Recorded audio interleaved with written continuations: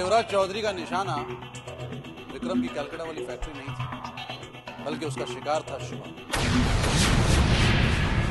शुभम? शुभम को? हाँ विक्रम, क्योंकि वो अच्छी तरह जानता है कि तेरी फैक्ट्री बर्बाद करने से वो तेरी हिम्मत नहीं तोड़ सकता। ये आप क्या करें विशेष जी? देख नहीं रही हूँ, सिम के पैर पर बाम लगा रहा हूँ। आप इसे किसे बाम लगा सकते हैं? क्यों नहीं लगा सकता? और जानती हूँ मैं ये बाम क्यों लगा रहा हूँ? सब तुम्हारी वजह से। पता नहीं क्यों मुझे इस बात पर यकीन नहीं हो रहा कि वो देवराज चौधरी जैसा कमजोर आदमी अपने बेटे के लिए अपनी चाल वापस लेने को तैयार हो गया, जबकि वो दोनों एक दूसरे को एक आंख नहीं पाते। They are just two poles apart. कुछ भी हो, बेटा बेटा ही होता है।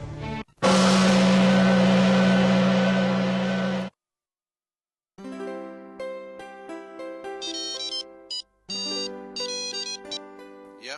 Hello dad. आवाज तो जानी पहचानी लग रही है। कहीं ये मेरी बेटी सिमी तो नहीं? आप सिमी मेरी बेटी बोल रही है ना? Dad, I am not joking, मैं सिमी बोल रही हूँ। हाँ तो बेटा क्या हो गया, तुम ऐसे क्यों कह रही हो? क्या हो गया तुम्हें? डैड, वो मेरे पैर में चोट लग गई है। पैर में चोट लगी बेटा, लेकिन कैसे? डैड, ओह डैड, वो मैं फिसल कर गिर गई थी। My God, ज्यादा चोट तो नहीं आई पैर में? नहीं डैड, मुझे ज्यादा चोट तो नहीं आई, मगर डैड बहुत दर्द हो रहा है डैड। Oh my God. बेटा तुम इंतजार करो, मैं फौरन वहां पहुंचता हूँ। ओके? Okay dad, bye.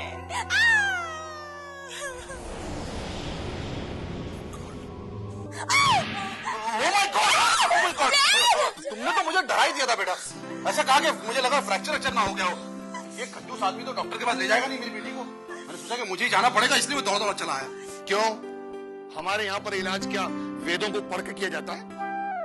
अरे मेरे बड़े बालों पे मत जाओ, इतने एंशिएंट नहीं है हम। घबराइए मत भाई साहब, बस मामूली सी चोट आई है पैर में, फिसल गई थी, इसीलिए थोड़ी सी मोच आई है बस।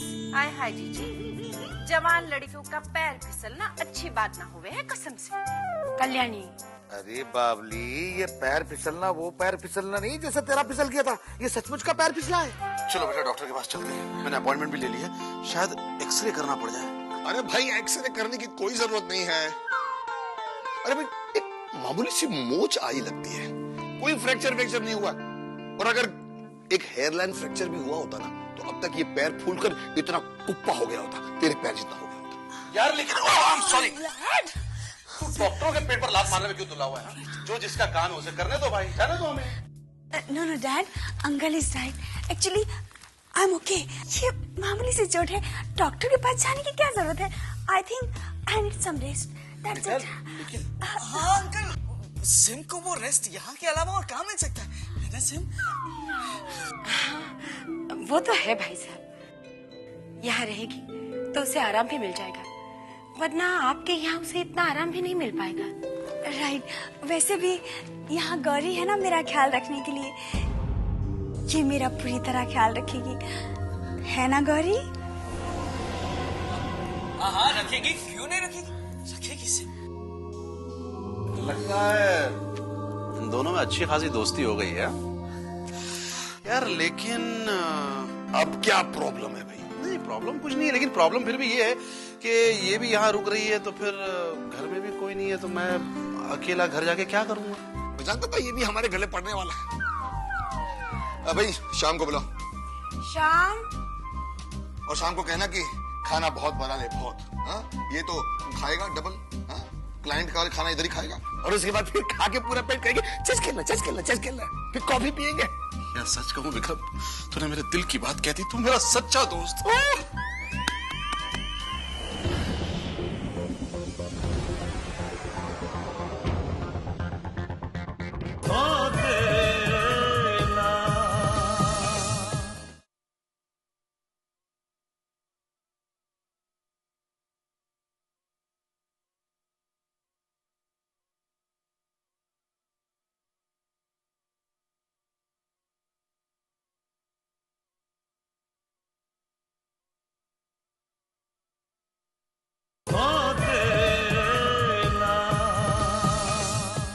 पर बावली, तू मुझे क्या जरूरत थी तेल नीचे गिराने की? बुआ जी वो तेल हमने अपनी मर्जी से नहीं गिराया था। वो तो उन्होंने हमसे खुद कहा था कि जमीन पर तेल गिरा तो हमने गिरा दिया। और आप जानती हैं हमने जब उनसे इसकी वजह पूछी तो उन्होंने हमसे क्या कहा? वो हमसे कहने लगी कि वो उस पर डांस करेगी। अब हमें क्या पता था कि वो गिर जाएगी। गौरी, मुझे तो समझ में नहीं आ रहा कि वो बेवकूफ है या तुम्हें बेवकूफ बना रही है। ये तो हम खुद भी नहीं जानते स्नेहा जी। पर आप ये सोचिए कि हमारी इस बात पर ना तो विशेष जी ने विश्वास किया और ना ही माँ जी ने। और तो और उन्होंने हमें इसका जिम्मेदार ठहराते हुए सजा सुना दी कि सभी जी की देखभाल हम करेंगे। अब तुम क्या करोगी गौरी? करना क्या है स्नेहा जी, हमें तो उसकी शक्ल देखना अच्छा नहीं लगता। पर अब माँ जी की बात रखने के लिए हमें उसकी देखभाल करनी पड़ेगी।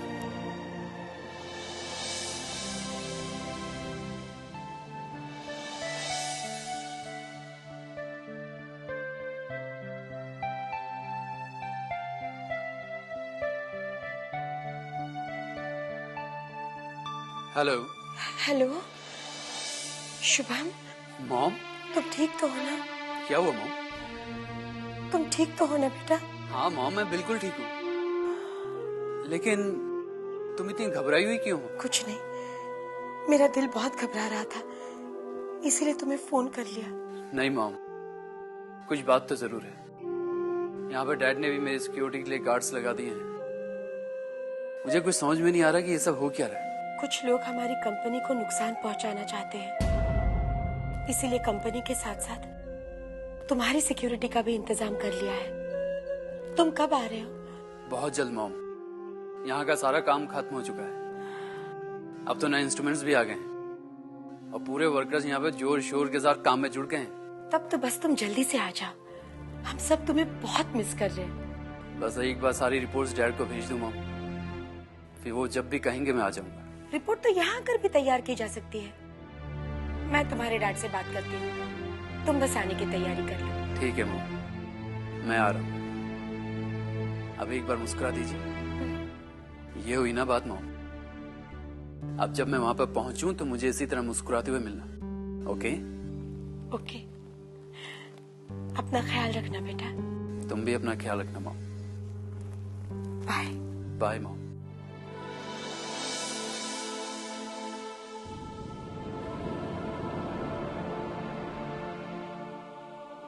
भगवान तेरा लाख लाख शुक्र है, तुमने मेरे शुभम की रक्षा की।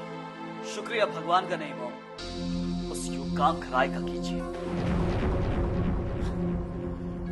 आखिरकार उसने डैड को अपने उसूल बदलने पर मजबूर कर ही दिया। विशेष, आखिरकार डैड को जुर्म से लड़ने के लिए जुर्म का ही सहारा लेना। नहीं, तुम्हारे डैड ने कोई जुर्म नहीं किया है। तो क्या ये बात झूठ है कि देवराज चौधरी के हमले से बचने के लिए उसके बेटे को ढाल बनाया गया, उसे किडनैप करवाया गया? ये तुमसे किसने कहा? नारायण ने। किसी ने भी कहा होगा, लेकिन क्या ये सच नहीं है? और क्या ये बात सच नहीं है कि ये सब कुछ उस युगांक राय के इशारे पर हुआ है? हाँ, लेकिन जो कुछ भी हुआ वो बहुत पहले हो जाना चाहिए था मॉम। जब देवराज चौधरी ने हमारी कंपनी की यूनिट में आग लगवाई थी ना, तब हो जाना चाहिए था। लेकिन तब तो डैड ने मुझे अपने उसूलों की दुहाई दी थी। और आज वो उसूल कैसे बदल गए मॉम? मजबूरी से विशेष, मजबूरी से बदल गए। अगर वो कदम नहीं उठाया जाता तो तुम्हारे भाई की जान भी जा सकती थी। शुभम भैया की जान बचाने के लिए डैड ने अपने उसूल बदल दिए। अगर देवराज चौधरी शुभम भैया को मार देता तो डैड उसके बेटे को मार देते। जान का बदला जान। विशेष, डैड के बारे में ऐसी बात करते हुए तुम्हें शर्म आनी चाहिए। मॉम, जो कुछ हुआ मुझे उस बात का अफसोस नहीं, क्योंकि मैं जानता हूँ कि यहाँ इस बिजनेस के जंगल में जंगल का कानून नहीं चलता। लेकिन डैड ने आज तक इस कानून के सामने कभी अपना सर नहीं झुकाया। मुझे अफसोस तो इस बात का है मॉम कि एक अजनबी ने उन्हें अपनी सोच बदलने पर मजबूर कर दिया।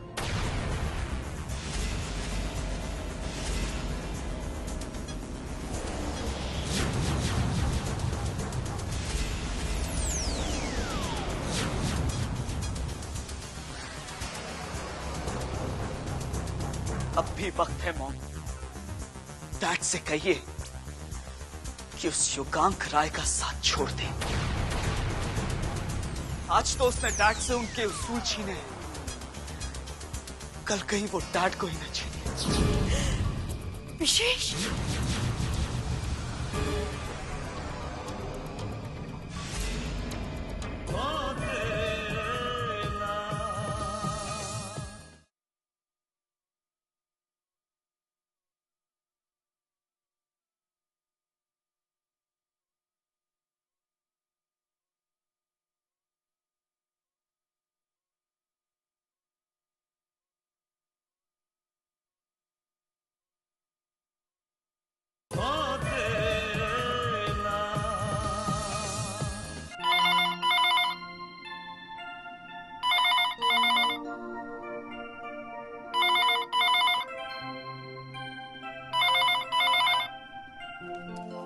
हेलो। हेलो, राजीव सक्सेना? हाँ बोल रहा हूँ। मैं इंस्पेक्टर सिंह बोल रहा हूँ, एसबी सिंह। हमने एक चोर को गिरफ्तार किया। उसके पास से काफी मात्रा में ज्वेलरी बरामद हुई है। आपने अपनी ज्वेलरी चोरी की कंप्लेंट लिखवाई थी, तो मैं चाहता हूँ कि आप पुलिस स्टेशन आएं और उन्हें देख लें। शायद उनमें कोई ज्वेलरी आपकी हो। ठीक है इंस्पेक्टर साहब, मैं अभी पुलिस स्टेशन पहुँचता हूँ। ओके। क्या हुआ? सुमन, पुलिस स्टेशन से फोन आया था। उन्होंने एक चोर को अरेस्ट किया है। उसके पास कई जेवरात बरामद किए हैं और पुलिस वालों का कहना है कि उनमें से कुछ जेवरात हमारे जेवरात जैसे हैं। अच्छा, फिर तो वो वही चोर होगा जिसने हमारे घर में चोरी की थी। सुमन, ये तो वहाँ जाकर ही पता चलेगा, हो सकता है नहीं भी। मैं पुलिस स्टेशन होके आता हूँ। हाँ।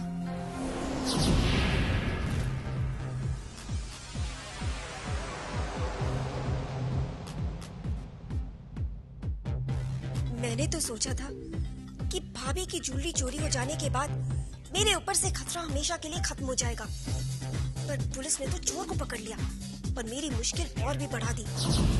अब ज्वेलरी सामने आएगी तो उसकी असलियत भी सामने आ जाएगी और हो सकता है मेरी चोरी पकड़ी जाए। ओह माय गॉड, अब तेरा क्या होगा कामनी?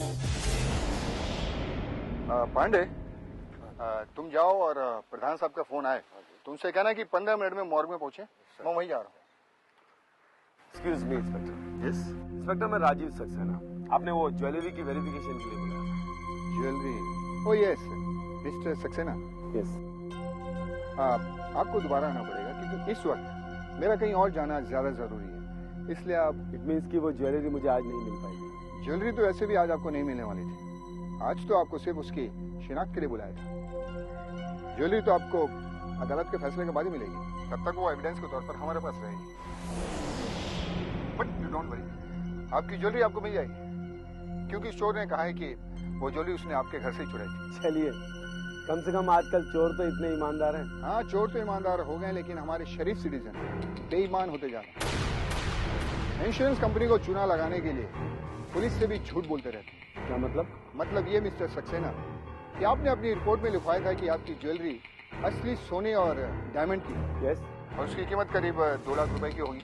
Of course. जबकि आपकी ज्वेलरी नकली, इमिटेशन है। असली ज्वेलरी की शानदार नकल, जिसकी कीमत 50,000 से ज्यादा नहीं होगी। That's impossible inspector. मुझे लगता है कि आप किसी और ज्वेलरी की बात कर रहे हैं। अच्छा, तो ठीक है, आप अंदर जाकर मिस्टर गोखले से मिल लीजिए और अपनी ज्वेलरी की पहचान कर लीजिए।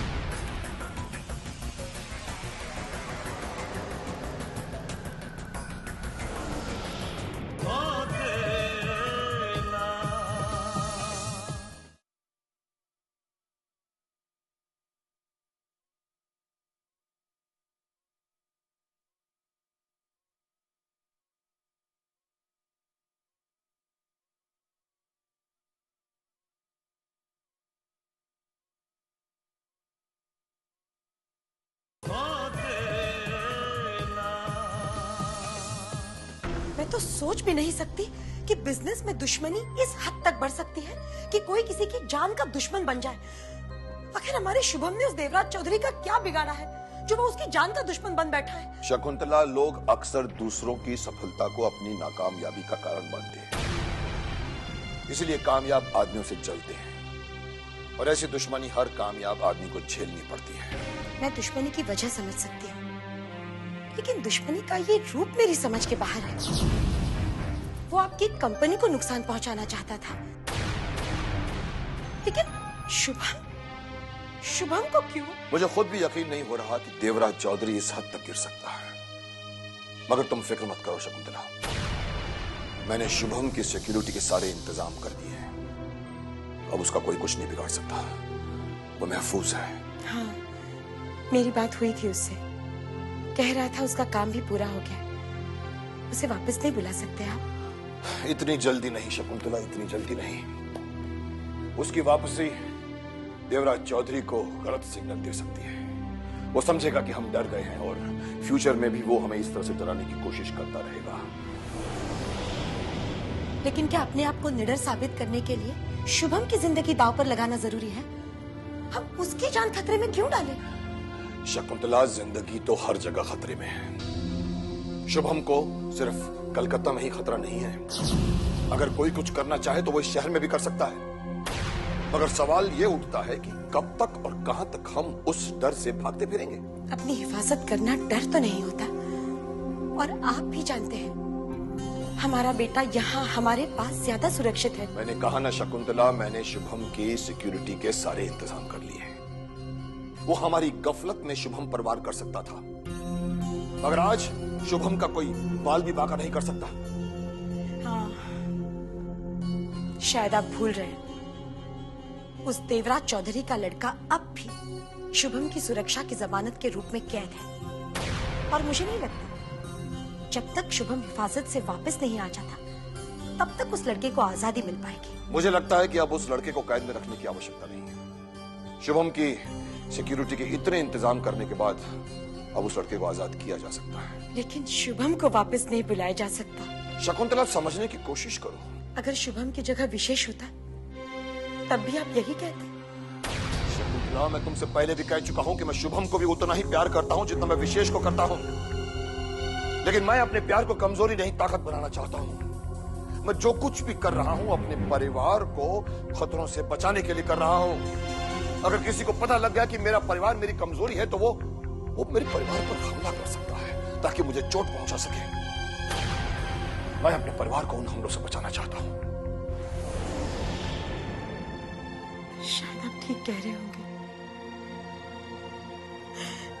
लेकिन मैं एक माँ हूं ना। माँ की ममता को इतनी दूर की बातें नजर नहीं आती।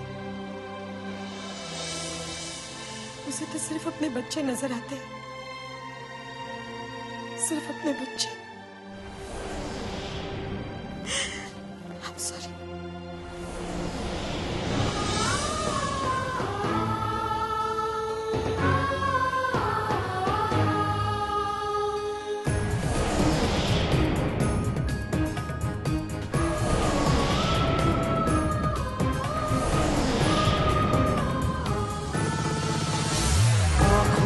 ख्वाबों की बारात लेके,